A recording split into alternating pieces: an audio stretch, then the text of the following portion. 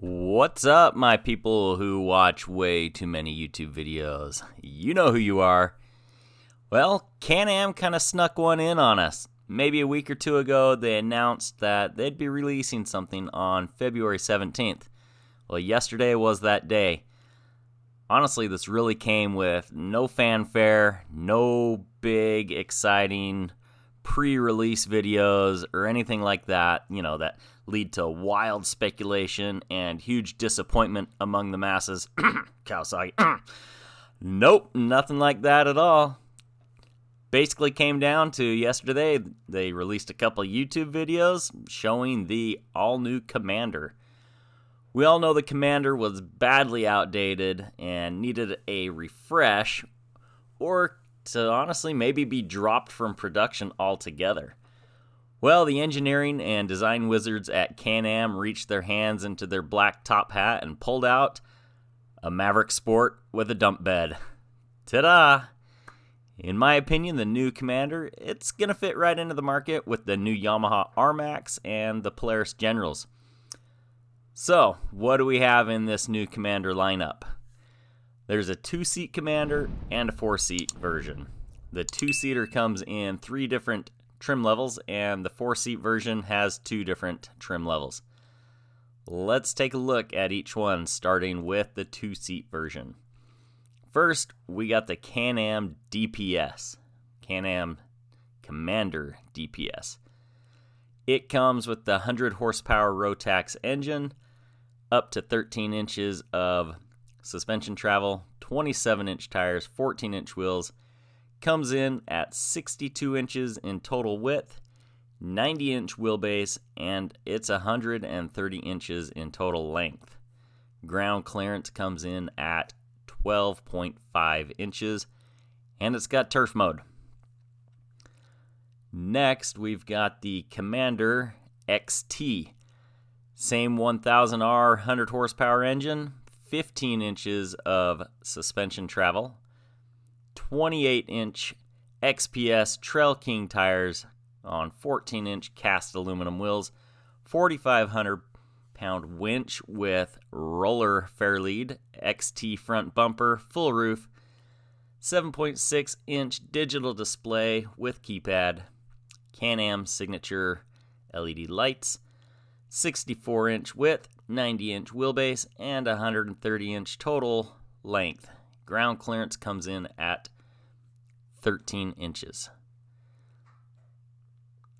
And it has turf mode. Next in the lineup is the Commander XTP. Same 100 horsepower engine, 14 inches of suspension travel, 30-inch XPS Hammer Force tires on 15-inch cast aluminum beadlock wheels. Seriously, CanAm, where were the beadlock wheels on the Maverick Sport XRC? What the heck? What is going on here? Anyways, comes with a 4,500-pound winch, 7.6-inch digital display. This one has Smart Lock, Fox 2.5 podium piggyback QS3 compression adjustment, LED headlights with CanAm LED signatures. This one comes in at 64 inches in width, 90-inch wheelbase, and 130-inch total length. And ground clearance comes in at 13.5 inches. The XTP looks like a seriously cool machine. It's kind of like the RC version of the Maverick Sport. However, they're not calling it that, obviously. But it's the only Commander with the Smart Lock.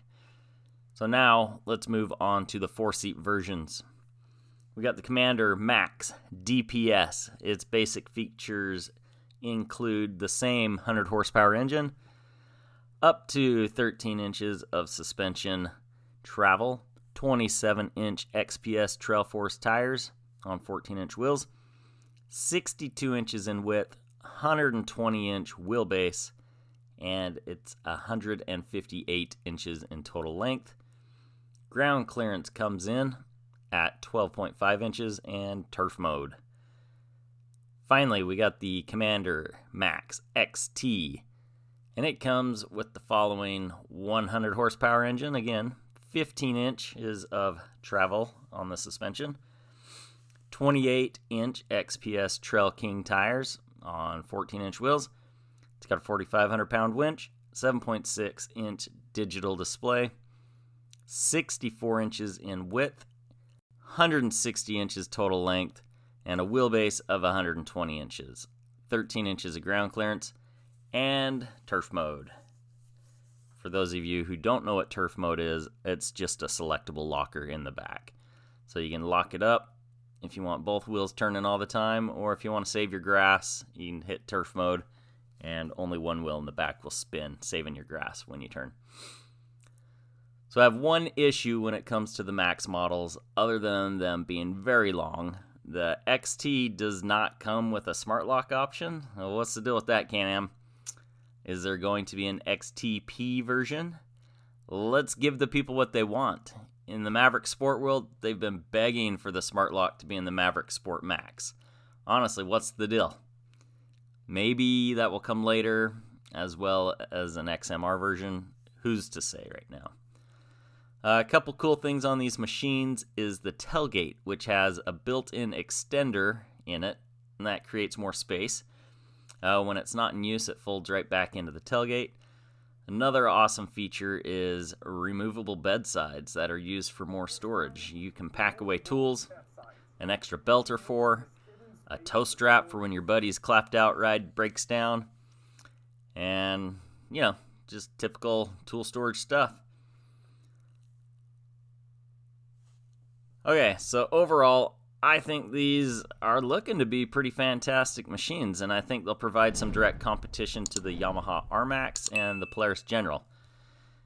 As always, guys, you can find all the comprehensive specs on the CanAm website if you want to know the nitty-gritty details like fuel capacity and that kind of stuff. So I've kind of been following the thoughts and opinions of people on Facebook and whatnot, and I don't know, it kind of goes a few different ways. There's a lot of people that just completely hate it. They think it just looks funky, whatever. There's a lot of people that love it. And there's a lot of people that are just kind of disappointed that CanAm didn't come out with something completely new and different. There's a little bit of a feeling that they kind of just took the easy way out, took the Maverick platform, and threw a bed on the back of it, which is what they did, and added a few little fancy things, but overall, it's a Maverick Sport with a dump bed. It's cool. I like it. I could see myself having the Maverick Sport Max. Length isn't too big of an issue where I'm at, personally, so it's a good compromise between, like the X3 Max and a Defender. Personally, I don't need a full-on work machine, and for the family, I don't think I really want a complete sport machine. So I think the Maverick Commander Max kind of fits the bill perfectly. I wish CanAm, I don't know, we need a little more motor here. 100 horsepower, we're kind of bottom of the barrel as far as power goes when you're comparing to all the different manufacturers. It's a solid platform. It's what's in my Maverick Sport, and it rips pretty good. It's not going to keep up with any turbo machines or anything like that, honestly, or even razors. But it might be time to look at something different other than the tried and true V-twin. But either way, I think this is a solid release, solid new-ish machine. I'm going to say it's a...